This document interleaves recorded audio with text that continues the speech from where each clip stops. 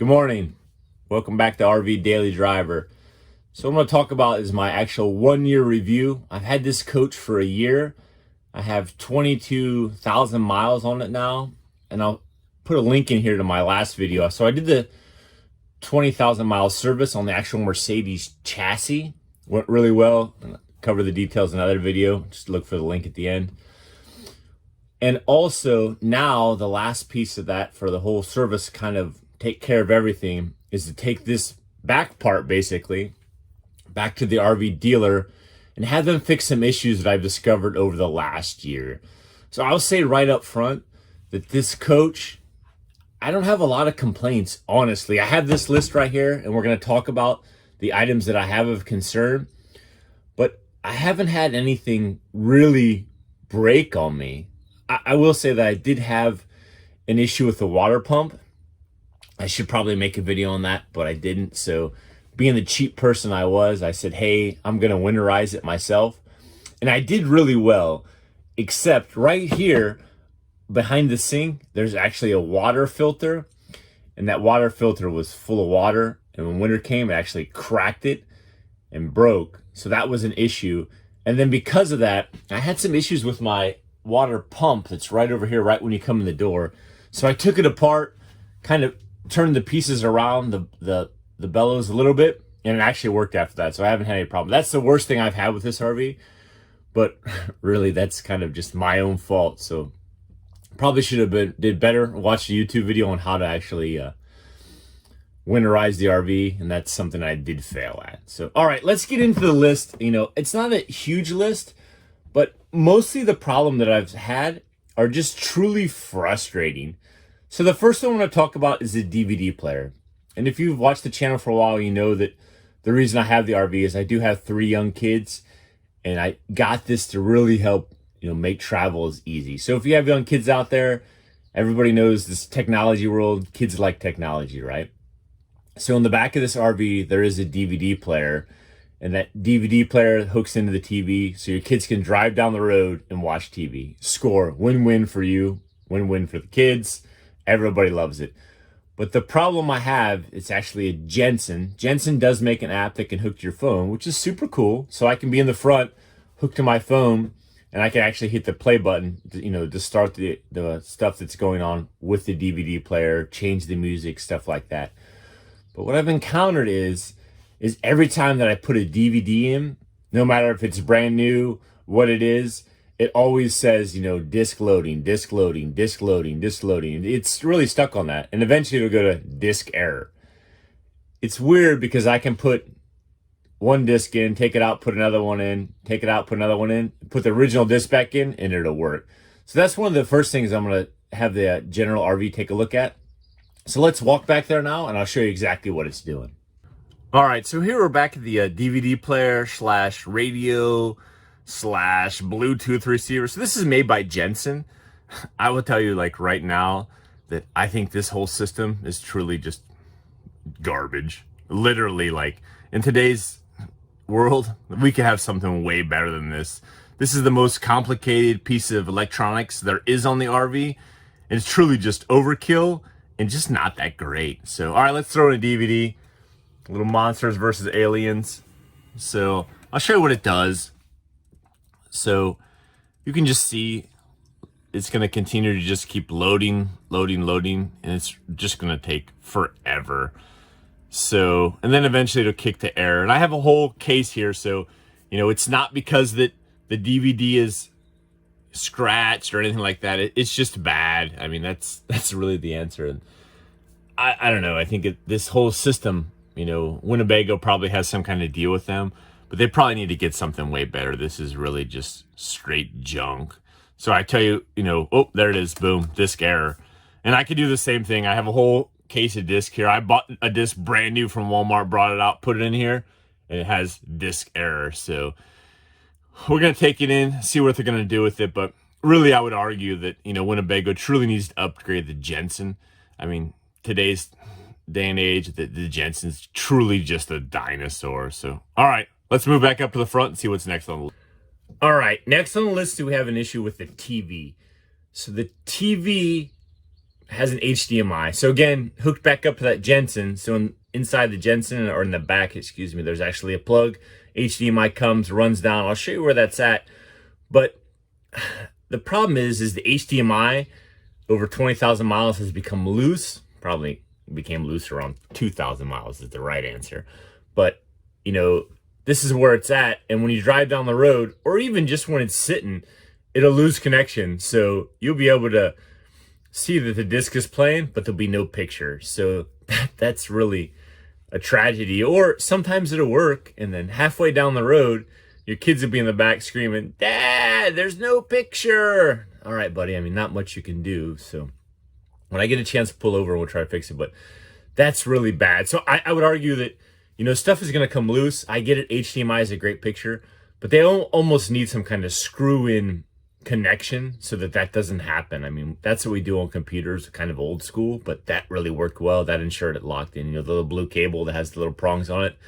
They should really go with something like that. And again, I know I'm beating up on the actual entertainment system, but they could do way better. The coach isn't cheap, and the technology in this day and age is way better. There's something that could be way nicer, way easier to use, and not be a problem. So, all right, let's go back and I'll show you the real problem. So back here, we're good, right? We can see that it's connected to the Jensen, right? There it is. You see that?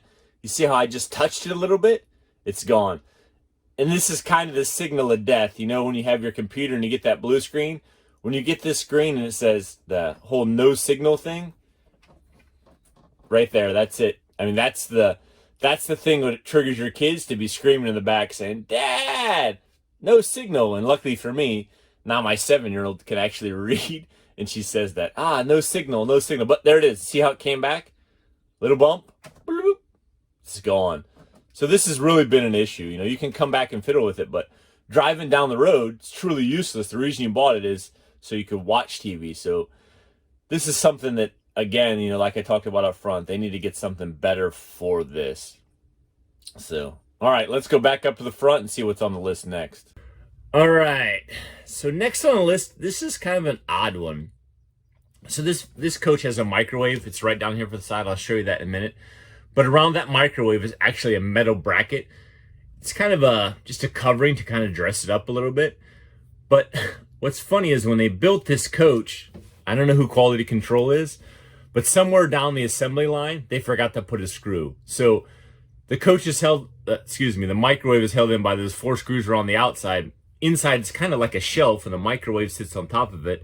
And there's multiple screws that go around the microwave and kind of hold it in place. So when I first got it, maybe I covered it in a video way back when I first started making videos, but it was so loud. Like, you would drive down the road and it's just like the rattle is just so crazy. So in order to fix that, I thought, it must be these big doors right here. So I actually put some Velcro in between the doors to try to create a little bit of padding, and it still occurred. So one day I was like, hey, I'll get my wife to drive it, and I can actually come in the back and, you know, listen to see where that sound's coming from. So I actually discovered it was coming from the microwave, and they're just, you know, there's some screws missing. So I pulled out, looked at it, and there was actually some screws missing on it. So I put a new screw in it, but I was already late. So the metal bracket that's around the microwave that holds it in, all the corners are actually busted out, and it just looks terrible. So I have that on the list for them to replace, but I mean, they could have really saved themselves some time with a little bit of quality control. And when it comes to the microwave, I would almost argue that, yeah, I get it. It's kind of a built-in microwave, but it's, for one, it's not a powerful microwave at all. And it just takes forever to make anything, you know what I mean? And I don't know that, you know, for our lifestyle, we do a lot of ramen, obviously because my wife is Asian and the kids love it and it's easy. And I'm sure you probably do a fair amount of ramen too if you got kids, but it's almost easier to just have a water boiler. So we've used the microwave some, not a ton, but it just literally takes forever to cook anything. So, you know, I'm not sure the huge benefit of the microwave. If you've ever, you know, really cook a lot in your microwave, I'd love to see some, I don't know, recipes or concepts or what you guys do, but it's definitely a slow process with the microwave, and it almost seems that everything takes double time. And I would almost argue that, you know, the location's just not that great. They need to really improve and put something at a better location. You know, if they could put that up top, maybe up above here, you know, put some additional drawers down there, that would be great. So, all right, let's go back there and take a look at the actual bracket I was talking about. All right, so this is right where the microwave sits in the coach. It's right next to the refrigerator, down kind of out of the way, but it's not so convenient. You know what I'm saying? When you pop open the door, that's it, man. You got a lot, it gets kind of tight there. So that's just something to think about. It also does have a tray inside. I don't know if you can see it or not, but it has the little rotisserie there. So just think about this going down the road, right? If you're a rattle person like me, you know, you don't want to go down the road and hear that the whole time. So what we do a lot of times is we'll actually take that, put it up top, put it on a towel, just so we don't have to listen to that. But let's take a look what I was talking about. So if you look right here, I don't know if you can see on the camera. Yeah, you can. There you go. See how this is actually broken? So the back end of the microwave had actually fallen down or rattled, and this actually broke these brackets. There's 4 corners of them, but you can see it where they've actually torn the metal. So that's a huge issue. Again, for that, that's truly just quality control. If the guy in the beginning would have just put in the screws that were required for it, you know, that the specs say, wouldn't have had this issue. But that's going to be something that's going to have to be replaced. I mean, it's truly just really dangerous. Actually going to catch your finger on that. So, all right, that takes care of the microwave. Let's move back up front and see what else we got. All right. So the next one's a no-brainer. So I got down here a galley overhead light. So there's actually a switch. We ain't got to move too far for this one. I can probably just swing it around a little bit. You can probably see it. So right here, there's a switch for the galley lights overhead and also for the overhead light, right? Neither one of these work. So that's kind of an issue. You know, they're going to have to fix. So there's a light that goes across here and goes across here. Neither one of those are working with this. So I don't know what the deal is. Used to work, doesn't work now. I actually looked up inside. When you open this up, there's no access to it. So my guess is they're going to have to actually pull this off, look inside. You know, wire could have come undone. I'm not really sure what the issue is, but that's something, you know, definitely want to get fixed while it's under warranty. So that's really kind of an easy one. All right. So next on the list, this is kind of one of my favorites and kind of a funny one. So this countertop is actually a real legitimate countertop. It's some type of stone. I'm not sure exactly what it is, but I'll tell you that in the winter, it gets really cold, and actually sometimes we'll create a little level of frost in here. So that's for another video, but definitely make sure in the winter you start your RV up early. Try to heat this piece of giant stone up, you know what I'm saying? So the issue with this is the countertop. All right, so if you look right here, you can see that the countertop is actually rubbing on the side of the coach, and what it's doing is it's creating this nice white powdery substance that looks like cocaine when you drive down the road. So that's a huge concern, that, you know, nothing worse than getting pulled over and your countertop's covered in white powder. So that's something they're going to look at, you know, to see what's the deal. I mean, why is this actually rubbing against it? You know, that's not the right thing for sure. So I'm not sure, you know, is it the countertop's wrong, the piece is wrong, but this is one of the reasons the coach is going to have to stay for a while. You know, General RV has a policy to try to get you out the same day.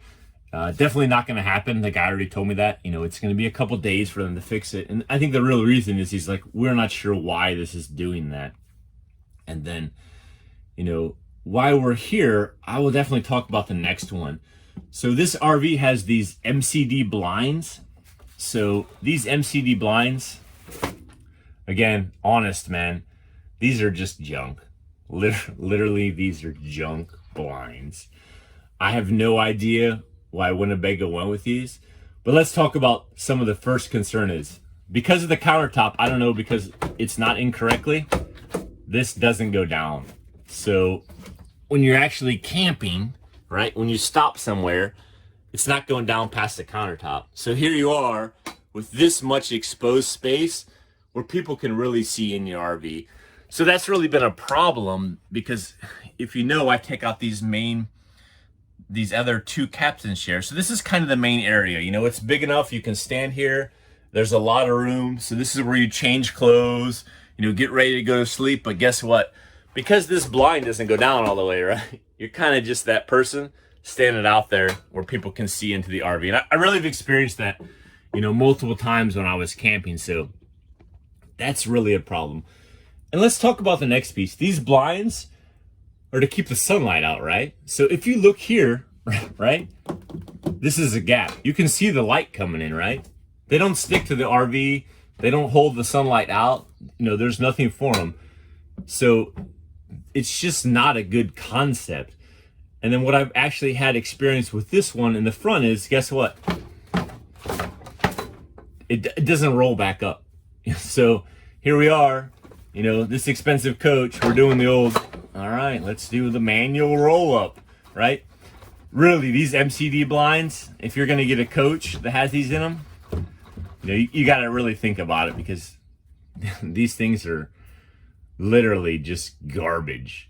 You know, I don't know what the concept is. So I'll show you one more piece that's another huge issue. Let's walk to the back and I'll show you what's wrong with that one. So in the back, you have two, one on each side. Same thing, they pull down, right? Okay, great, that's nice. And what they've done is, if you look here, they put a piece of Velcro on, right? So just my guess, that Velcro coincides with this piece of Velcro. And if you're lucky, you get it to stick kind of like that. You can see how it's stuck here, right? But any movement, it just comes off. And again, the same issue. You can see the light coming out here, right? So when you're asleep in the RV, I mean, this is the bed, that light's just coming in. Horrible, again, horrible design. And almost all of my blinds, right, they have little end caps that go on them right here. Let me see if I can get that in a picture. There you go. The end cap falls off, right? So the blind does this. I mean, it's just truly ridiculous. What a truly just junk product. Again, you're paying a ton of money for your coach, right? If you have a chance not to get these MCD blinds, don't get them. They're just literally, they're garbage, man. You know, they don't keep out the light. They just bounce around when you're laying in bed. You know, they flap all around. So I don't know. I mean, I need to come up with something that's better for myself. But, you know, this is the real answer. This blind in the back is truly the best thing going.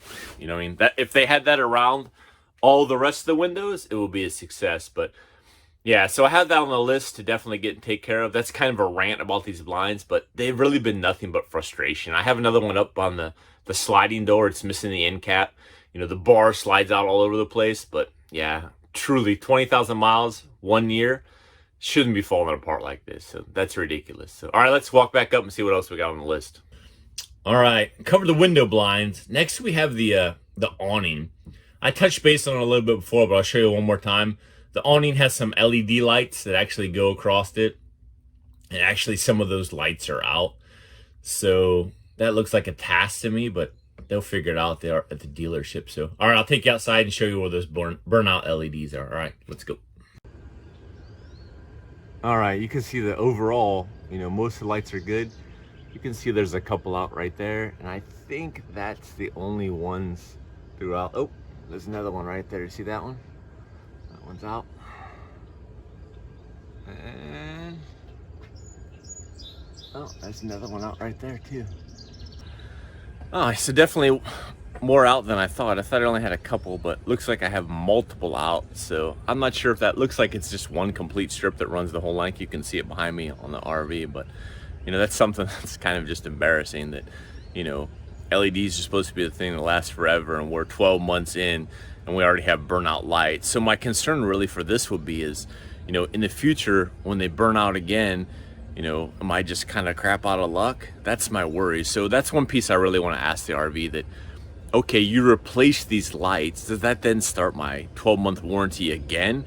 Or is it just kind of over, you know? So I think everybody's kind of familiar that, you know, when you go to the RV dealership, it seems that the RV dealership doesn't really hold a warranty, that your coach has multiple small warranties for each product that are on there.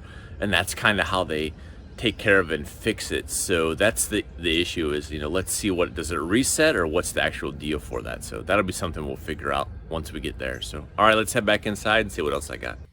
All right, next up we have the couch. So one of the reasons I bought this RV is it does have the 3 seat belts in the back. 5 of us, 3 kids, works out great. Is some argument every once in a while about who gets to sit in the middle, but that's just kids. So now that we're talking about seats, I will tell you that 22,000 miles, 1 year, the upholstery in this RV has held up incredible. I got 3 kids. We don't have any holes. We don't have any scratches. I think they call this like ultimate leather or something like that. But it's really killing it. It's done good.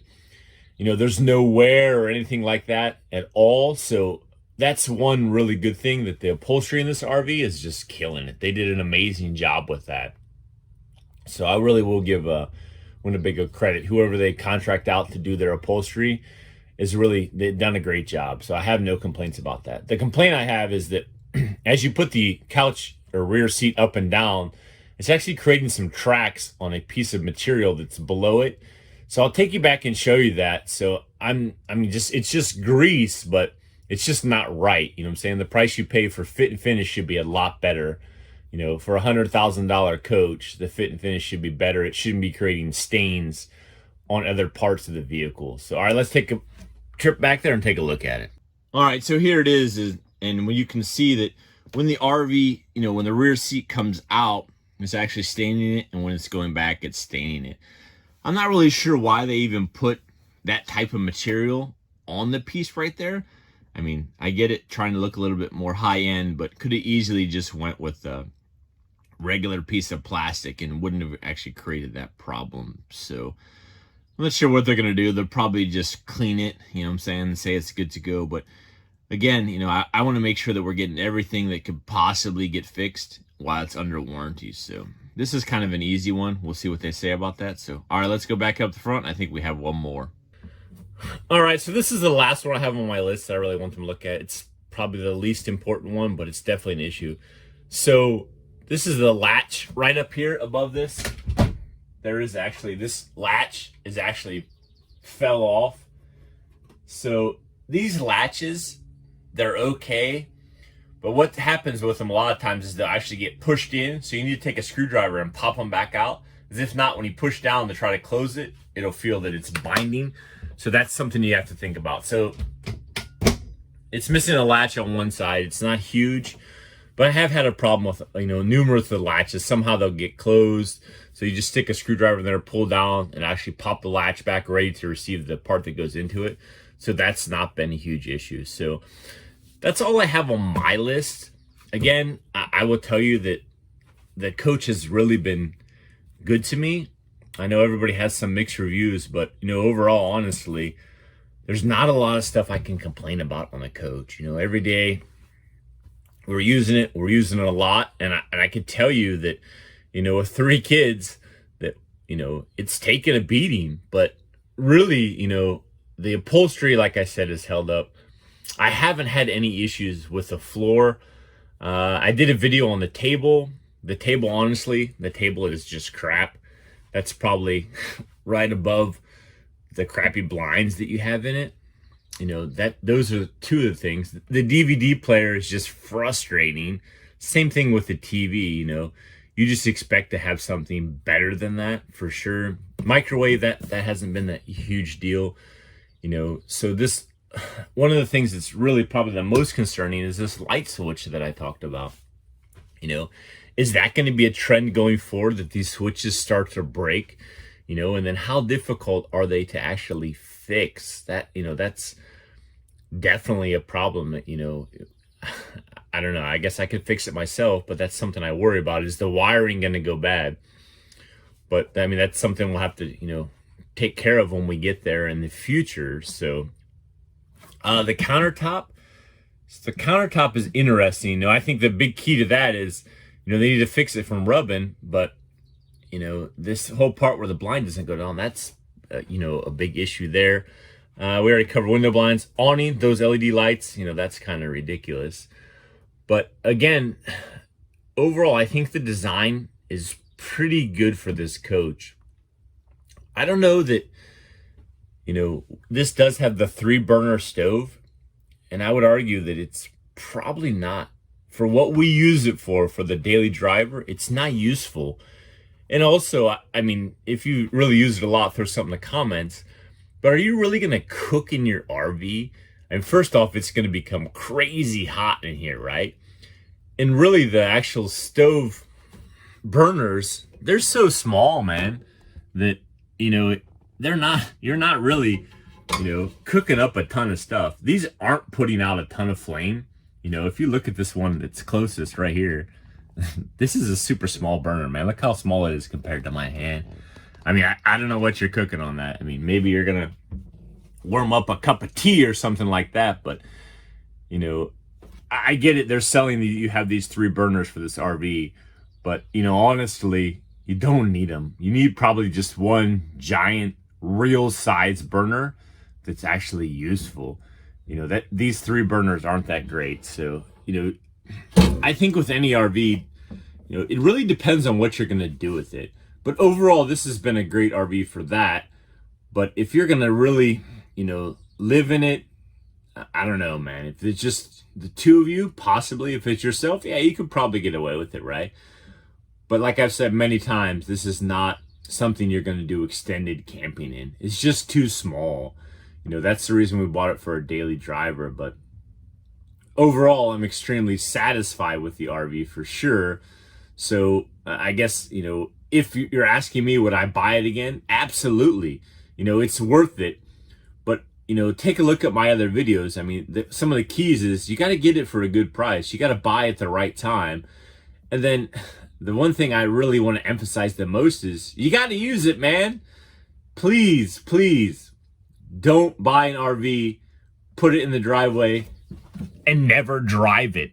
I mean, I was on the RV Trader and people are selling this exact same coach, right? With 10,000 miles on it. If you have 10,000 miles on your coach right now, turn off YouTube, go outside and drive your RV.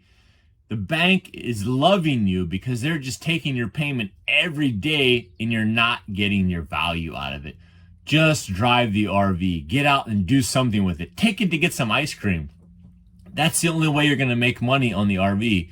You bought it for a reason. Don't let it just sit in the lot for storage. So that's kind of my review for, you know, the problems I've had. Again, I like it. So, you know, get out there, enjoy your RV.